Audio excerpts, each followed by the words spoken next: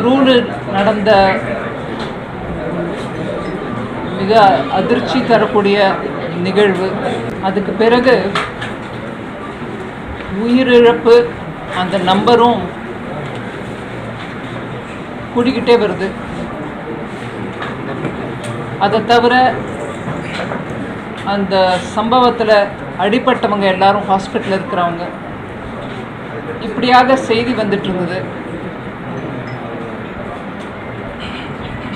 Social media மூலமாக மாண்புமிகு பிரதமர் ஐயாவும் இல்லை ஹோம் மினிஸ்டரோ இதர அமைச்சர்களோ எல்லாரும் கூட இரங்கலை தெரிவித்தோம். ஆனால் நேற்றுக்கு இரவு பிரதமர் ஐயா, ஹோம் மினிஸ்டர் இருவரும் டாக்டர் முருகன் அவர்களையும் என்னையும் பர்சனலாக நீங்கள் போய் உயிரிழந்தவங்களுடைய குடும்பங்களை சந்தித்து அவங்களுக்கு ஆறுதல் கூறுறோம். அதே மாதிரி ஹாஸ்பிட்டலில் அட்மிட் ஆகிருக்கிறவங்களையும் பார்த்து அவங்களுடைய ட்ரீட்மெண்ட் எப்படி நடந்துட்டுருக்கு என்னன்றதையும் விசாரிக்கவும், உடனடியாக தாம் வர விரும்புகிற நிலை இருந்தாலும் வரக்கூடிய சூழ்நிலை இல்லாத காரணத்தினால எங்கள் 2 பேரையும் பிரதமர் ஐயா அனுப்பி வச்சாங்க.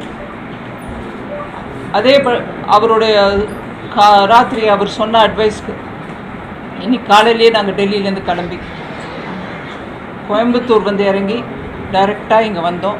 கலெக்டர் ஐயா எங்களை சம்பவம் நடந்த இடத்தையும் காமிச்சார்.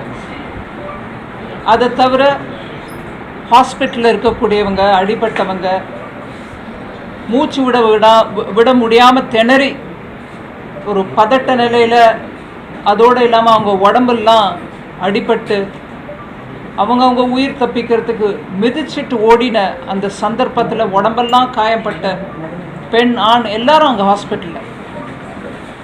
அவங்களையும் ஒருத்தராக போய் பேசி அவங்ககிட்ட இந்த செய்தியை சொல்லி, அதற்கு பின் உயிரிழந்தவங்களுடைய குடும்பங்களை சில பேரை போய் பார்க்க முடியுது. அங்கே எங்களால் வார்த்தையில் அவங்களுடைய துக்கத்தை வர்ணிக்க முடியாத நிலைமை. அவங்க பேசுகிறத கேட்டாலே எனக்கு வயரெல்லாம் கலங்குற நிலைமையில் அங்கே நின்றுட்டு இருந்தேனே தவிர என்னால் பேசக்கூட முடியல, அவங்களுக்கு ஆறுதல் சொல்ல முடியல. 7 வயது மகனை இழந்த தாய், மனைவியை இழந்த ஒரு 60 வயசு இருக்கக்கூடிய ஒரு பெரியவர், அதே மாதிரி தன்னுடைய அண்ணனை இழந்த ஒரு பெண், தன் மகனை இழந்த தாய், 2 பேரும் ஒரே வீட்டில். இப்படியாக ஏழை குடும்பங்கள், பெருவாரியாக எல்லாருமே ஏழை குடும்பத்தை சேர்ந்தவங்க. அவங்க கதறி அழறதை கேட்டால் நம்மளால் பதில் சொல்ல முடியல, அவங்களுக்கு ஆறுதல் சொல்ல முடியல. அவங்க கையை பிடிச்சிட்டு அமைதியாக அவங்க சொல்கிறத, அந்த பதற்றத்தோடு அவங்க சொல்கிறது தான் கேட்க வேண்டியது நிலைமை. ஆனாலும் பிரதமர் ஐயா சொன்ன விஷயத்தை அவங்களுக்கு கன்வே பண்ணிவிட்டு அங்கிருந்து வெளியே வர வேண்டிய நிலைமை ஒவ்வொரு வீட்லையும் எனக்கு அந்த அனுபவம் தான் ஆச்சு. இந்த மாதிரி ஒரு சம்பவம் இனி நம்ம நாட்டில் எங்கேயும் நிகழக்கூடாது.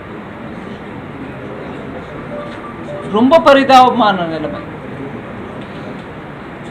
அங்கே வார்த்தைக்கு இடம் இல்லை. அந்த மாதிரி ஒரு துக்கம்.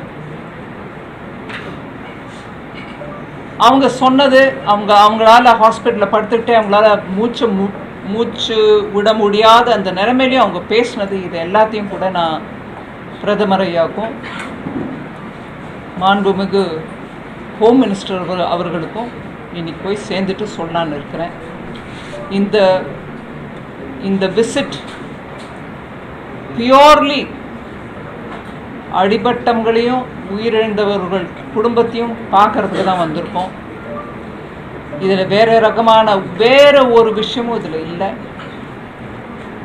பியூர்லி நம்ம நாட்டில் நம்ம நாட்டு மக்கள் ஒரு ஆர்வத்தோட ஒரு பப்ளிக் ஏரியாவுக்கு வரும்போது நடக்கக்கூடிய இந்த மாதிரி ஒரு சம்பவம், அதனால் வரக்கூடிய நிகழ்வுகள், அதனால் வரக்கூடிய குடும்பங்களுக்கு வரக்கூடிய கஷ்டங்கள், இதெல்லாம் தான் மனசை உருக்குது. இதுதான் என்னால் இப்போ கொடுக்க முடிஞ்ச ரிப்போர்ட். ஹாஸ்பிட்டலில் டாக்டர்ஸும் சொல்கிறாங்க இந்த மாதிரி நாங்கள் ட்ரீட்மெண்ட் சரியாக பண்ணிகிட்ருக்கோம் அப்படின்னு.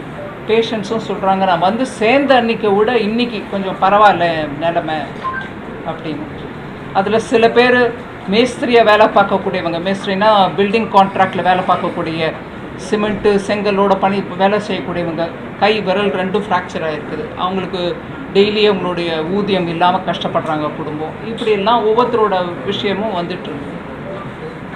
நான் பிரதமர் ஐயா ஒரு 3 நாளைக்கு முன்னாடி பிஎம் நேஷ்னல் ரிலீஃப் ஃபண்டுலேருந்து உயிர் இழந்தோர் குடும்பங்களுக்கு 2 லட்சம் ரூபாயும், ஹாஸ்பிட்டலில் அட்மிட் ஆகி வைத்தியம் பார்த்துட்ருக்கவங்களுக்கு 50,000 ரூபாயும் டைரக்ட் பெனிஃபிட் ட்ரான்ஸ்ஃபர் மூலமாக அவங்க அக்கௌண்ட்டுக்கே பணம் அனுப்பக்கூடிய அந்த அனௌன்ஸ்மெண்ட் பண்ணியிருந்தாங்க. அங்கே ஒவ்வொரு பேஷண்ட்டையும் கேட்டு அவங்க அக்கௌண்ட்டுக்கு வந்திருக்கா, நீங்கள் பார்த்துருக்கீங்களா, இல்லை இனிமேல் தான் கவனிக்கணுமா அதை பற்றி அப்படின்னு. அதோடு இல்லாமல் கலெக்டர் ஐயாவையும் கேட்டேன் உங்களுக்கு அதை பற்றி ஏதாவது செய்தி தெரியுமான்னு.